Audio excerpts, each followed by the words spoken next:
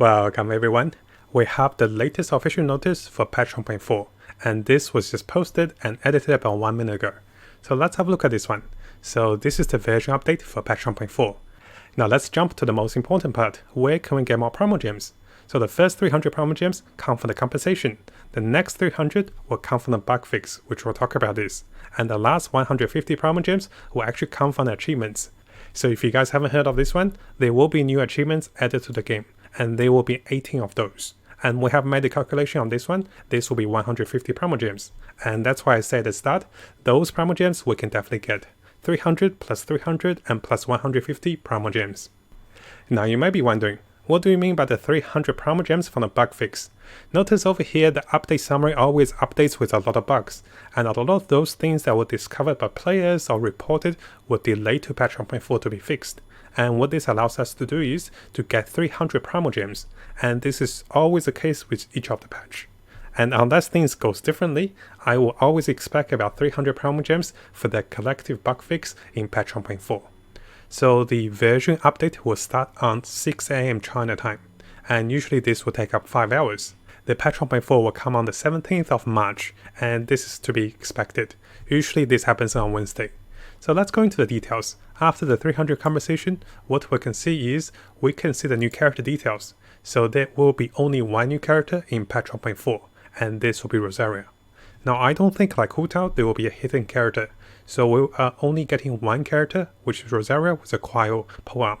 So we get to see a bit of her details, the sister of the church, and she worships babatos. There is also a bit of her skills, which was demonstrated in patch 1.4. Now if we come over to the new weapons, this actually reveals the weapons banner. So this is quite interesting if you're planning to go with Venti. Because we know the Venti banner will have Venti and a few other characters, we have had a prediction video on this one.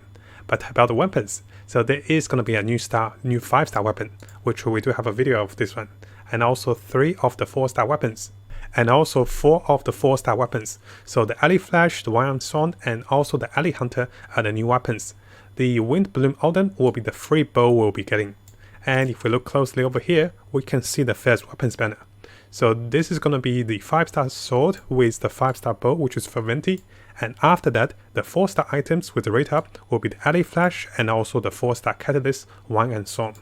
I'll have the video in the description if you guys want to have a look at the 4 stars or the 5-star weapons. So those are quite interesting. And the Alley Hunter will come with the future event wish. Likely they're putting the Alley Hunter with a child banner. So this way there's a bow for child. Now coming to the event section, the flagship event with the invitation of the Wind Bloom. This will start about 2 days after the main patch. And after this will last for about 2 weeks, I believe. Yeah, this will last for about 2 weeks. We can see there will be 4 different acts. Very similar to the previous festival event, different acts will open on different days. So the first one will be on the 19th of March, 3 days later and 3 days later. So basically every 3 days there will be a new act. And this will probably bring us to a number of different events, including blue shooting, mazes, mini events, and also musical tabs, and also the flying event. So this is quite interesting. And of course, there will be Primogems, character experience, and also more to be found. Next up, talk about the new gaming features, the Hangout event. Now in this Hangout event, the details are over here. It's important that we do the prerequisite quest to unlock the Hangout feature. And the Hangout feature actually costs story keys. Those will cost 2 story keys to unlock. Each of the story keys is awarded after 8 commissions, so we'll be able to unlock each of those quests after every 2 days.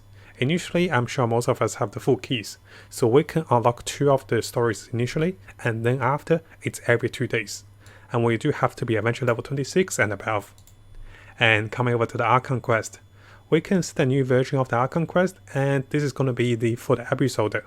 And we'll be going around with Dansleep to hunt down basically the new Herald boss. And as we can see over here, there will be 8 new world quests, and those world quests will be available over the course of the Wind Blue Festival. So I'm not sure if we get the world quests right away or if they actually come as the event goes. Maybe that's the case. So there will be moral reward, character experience, and a lot more. And this is going to be similar. Okay, so this is actually similar to the previous Charlatan quest. So those quests are actually during the festival event, and this will be linked to the festival, less to the main quest. And coming over here to the additional gameplay, there will be a new monster, the Abyss Herald. Now currently this monster will only appear in the Archon quest, which is a little disappointing. I was hoping to fight him in the wild as well. There will be a number of new gadgets. The Wind Blue Balloon, which you can shoot similar to the lanterns, and there is going to be a lyre which you can play music with, and there's going to be an Endora. I forgot what that is. Is that a new pet?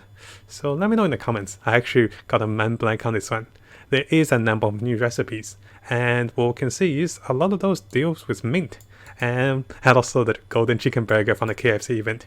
So there's a number of new recipes, new name cards, and also a lot of new achievements. We have talked about those as well. So there are 18 new achievements, which add up to about 150 Primogems. Now, one of the new features for the particular patch 1.4 is the ability to adjust world level. And as you can see over here, after getting to world level 5, we can lower the difficulty of the world level by 1, which will have a 24-hour cooldown until you can restore this. This will affect everything with the drop rate, with the monsters, and everything that's related. So what we can see is this also talking about getting over eventually level 60, which will take us close to a year to get to, guys, by the way, keep that in mind. So this is talking about converting the additional experience per Mora, and this is 10 Mora per adventure experience. Now, how much adventure experience can we get usually in a day? I'm thinking we can get a few thousand adventure experience per day, so we're looking at about maybe 100,000 Mora a day, which is about how much risen? About 40 risen. So as a small reference of how much risen and compared to the Mora we get for the adventure experience, it's not bad if we shot on Mora. So the co-op mode. Now there is idle animation of the teammates. So once your teammate goes AFK, you're like, dude, and you see him on AFK, and with idle animation, you're like, okay, he's AFK. So that's quite interesting. Now what's over here is they actually revealed the 2 blessings of the moon for the Spiral Abuse. The first one is going to be in the Wind World moon. For this one, you're going to have a Wind World aura. So your character is going to have aura. They will be increasing attacks when there's no one nearby. This really favors the range heroes because you tend to stay out of the enemies. You can gain up to 60% increased attack. Now if there's someone in the zone of you, your attack bonus will be decreased by 25%. So when there are 4 or more enemies, you won't have the attack bonus. So what this is recommending is to go with range heroes, which is quite interesting. And guess what, guys? It's a Venti banner. Venti, range heroes. You see the particular method of promoting the characters. So this is definitely promoting the range heroes. Ganyu will be really strong over here. Now you might be thinking, what about Shao? What about the Plunge attack heroes? On the next Spiral Abuse, there will be a Plunge attack to decrease the defense of enemies by 40%. I do believe this is for physical and also magical, so this would be a big one. 40% decrease of damage will probably take us to about 25% increase of all damage, and this is pretty massive. So yeah, the first one is going to be for the range heroes to increase attack because no one's next to you. The next one is going to be a Plunge attack. We're going to talk about the Plunge attack nerf as well. Over here, there's a Plunge attack nerf. So let's keep going over here. There are a number of things, so the order of item drops, more valuable item will appear earlier on the list. There's a cooking function, which is, we talk about this as well, and also the Spiral Abuse repeat button. So there's a lot of quality of life and Shaw's expression when casting elemental spells. I have no idea why they was like, this expression, we need better expression. So the origin reason, the particular origin reason is gonna have a cap. And Traveler can view the quantity, so optimize the origin resin replenishment screen. Traveler can reveal the quantity of resin before the using. Oh, I thought they buffed the resin. I was like, I missed this part. So this is basically saying it's a small quality of life for the origin resin. So no buff to the resin, unfortunate. Now let's have a look over here. So nothing too special about the audios. This is the hidden part, guys. This was, they were hiding this one till later. Adjust the appearance of Rosaria. And if you look at the first top comment, what do you expect? Patch 1.2, patch 1.4. That's the adjustment, guys. Unfortunate, I think they're going through with this one. We're hoping this one was to be just rumors, but it's written in official notes. So adjust the appearance of Rosaria. And on top of that, we spoke about the Plunge attack nerf. There are currently a number of characters that can normal attack into a jump into Plunge attack. And what they're doing is they're actually fixing this particular bug. So you cannot attack while jumping and return to perform a Plunge attack. You have to have a distance like Venti to get a Plunge attack. Notice that with Venti's Updrift, you can get a Plunge attack.